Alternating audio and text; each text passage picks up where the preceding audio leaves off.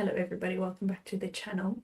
Today I'm going to be talking to you about the books I have recently finished and the books that I want to read next. So without further ado, we're going to get right into it with the two books that I have recently finished, being these two. I finally finished them. I feel like I've been reading these for almost 2 months now, but that's fine because I've thoroughly enjoyed them both.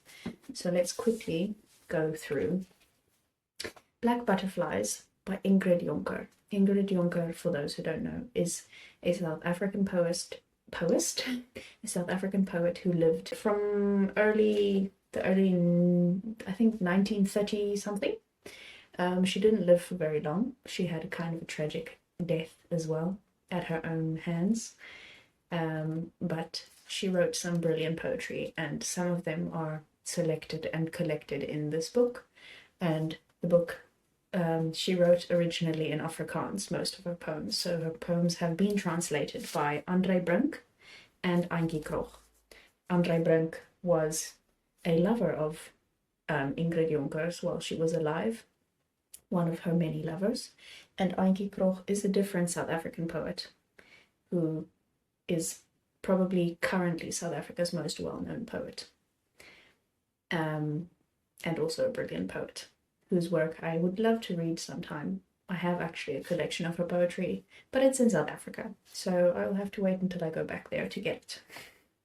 But I really loved this collection of poetry, and reading these poems made me really want to read them actually in Afrikaans. And as they were originally written in Afrikaans.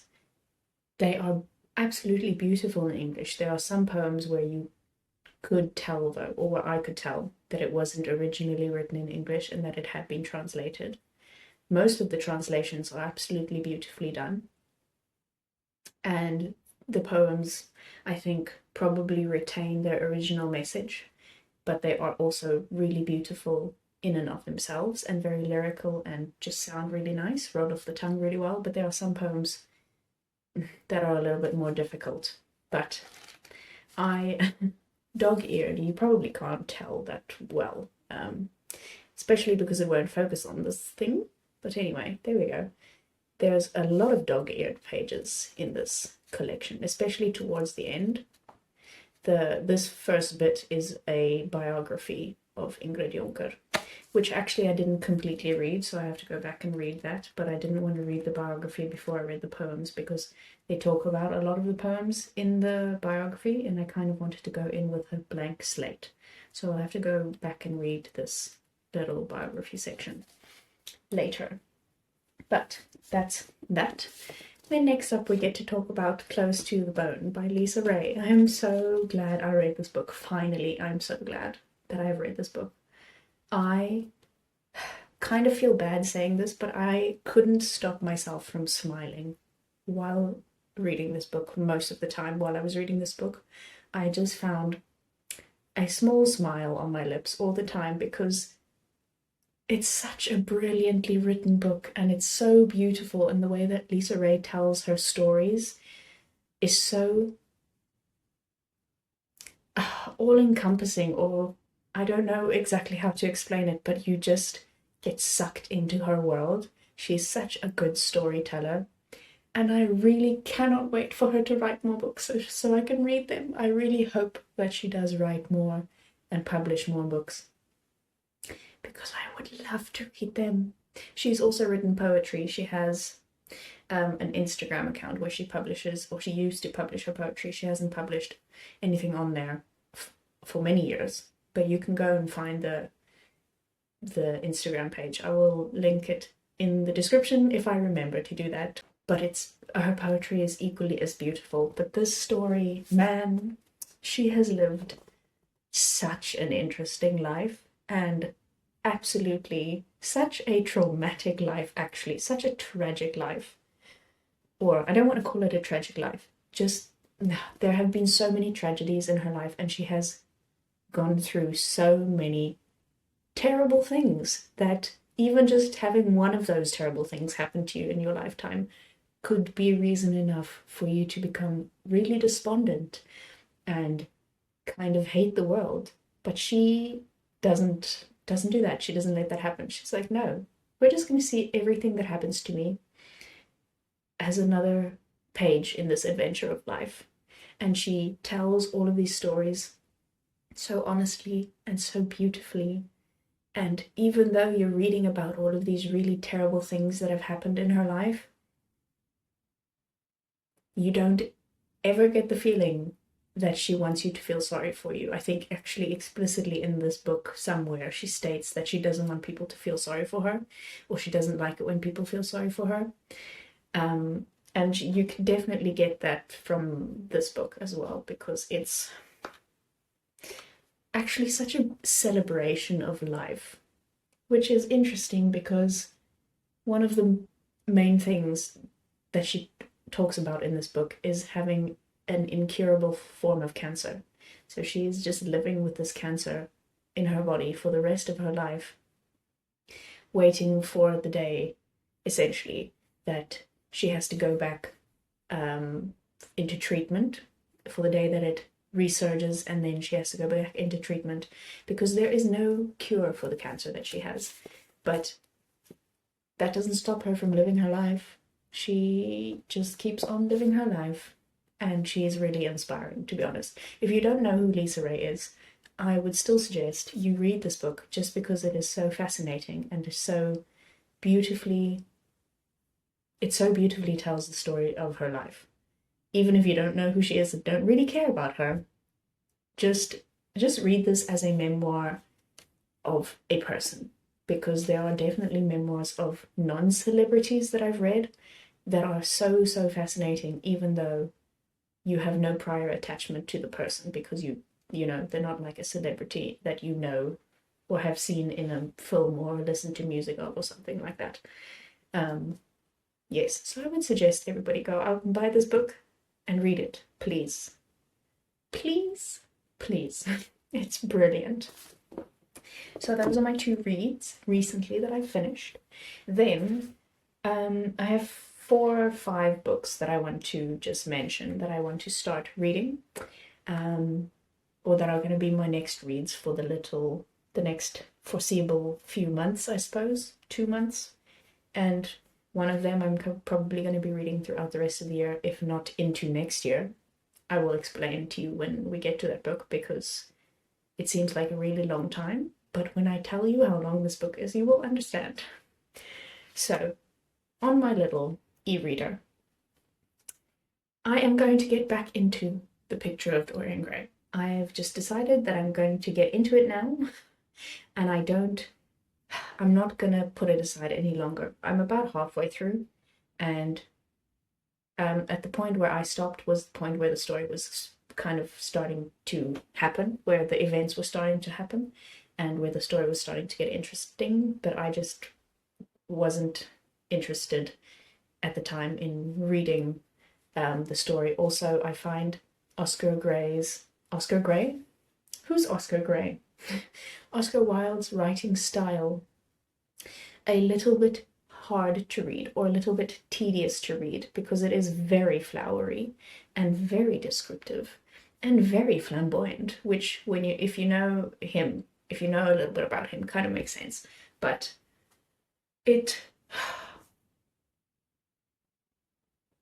don't know, I want to get back into the story, and I know that I will like the story once I get back into it, because I was enjoying it. I just kind of have a little bit of like fear over the floweriness of the writing, but I can get past that. Then, the book that I am going to spend probably the rest of this year and possibly even next year reading is the complete works of Zita. I can't speak today. The complete works of Vita Sackville-West. And the reason why I'm going to be taking such a long time to read this book is because the completed works of Vita Sackville-West is 11,047 pages long. Yes, you heard that right. 11,000 pages long. I think that book would be as thick as my water bottle is tall if you had to print it out and make it and bind it into an actual real book. I don't Why am I doing this to myself? I don't know, because I'm interested in Rita Sackville-West and I want to read her writings.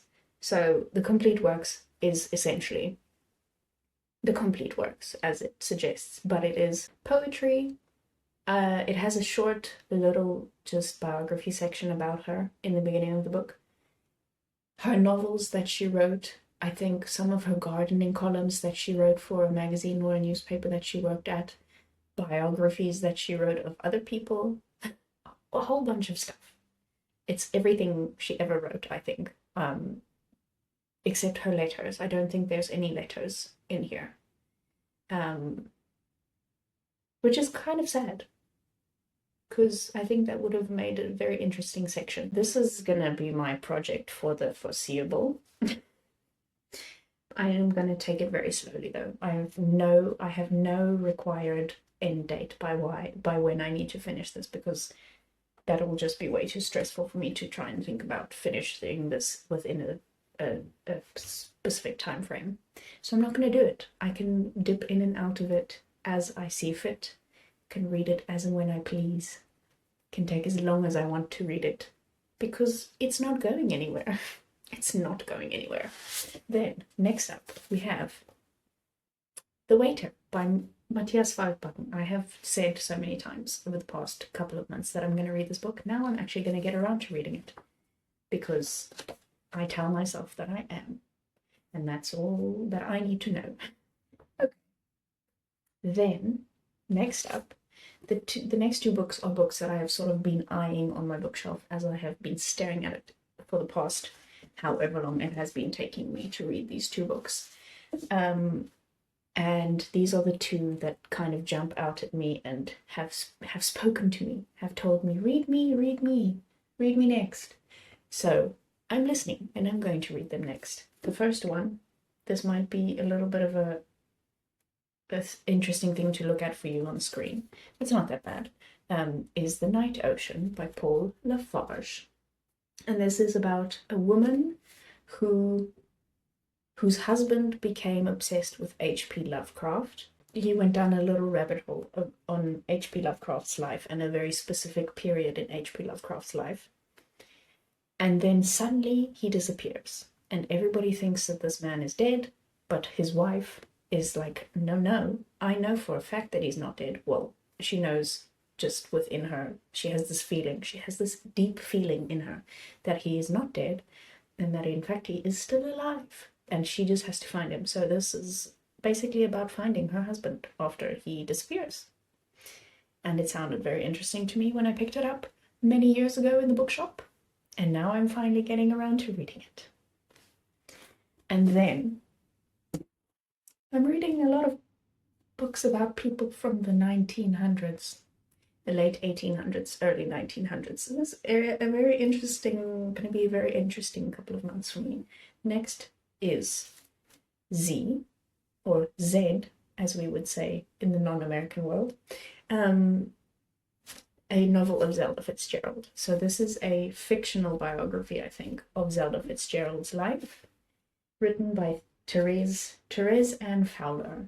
And I do think this is a fictional biography, because it does say a novel.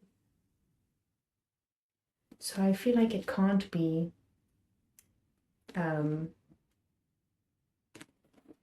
that true, right? I'm pretty sure it's a fictional biography of Zelda's life, and maybe I've just read a few lines in the afterword, and it seems like it's not entirely true to what actually happened in life. So we're going to call this a fictionalized biography of Zelda Fitzgerald's life, which is fine by me. I just want to know anything and everything that anybody had ever thought about Zelda Fitzgerald. I mean, that makes me seem like I'm obsessed with her. I'm not really. I just find her fascinating and would much rather read about her than read books about / by her husband. Even though her husband apparently just basically got all of his ideas for his novels from her diaries, especially The Great Gatsby, it seems. I mean, I don't think anything's been proven, But I'm not a fan. I'm not a big fan of F. Scott Fitzgerald, if you couldn't tell. I've never read anything by him. But I do want to read some of his books, but I'm not going to read all of his books. Anyway, let me not get into the politics of people's marriages from the early 20th century. Okay, so this turned out to be a lot longer and more rambly than I thought it was going to in the beginning. I am also kind of losing my voice a little bit because I'm a little bit sickly and now have been rambling for a little bit too long, which is why I sound a little bit hoarse, if you will. So thank you for being here. I hope you enjoyed this video, this hoarse rambling video. And if you've read any of the books that I've spoken about, whether it's ones that I've just finished reading or the ones that I'm going to read, let me know your thoughts on them. Let me know if there's anything else by these authors that you think I should read. Let me know what you're reading, what you're going to be reading in the coming months.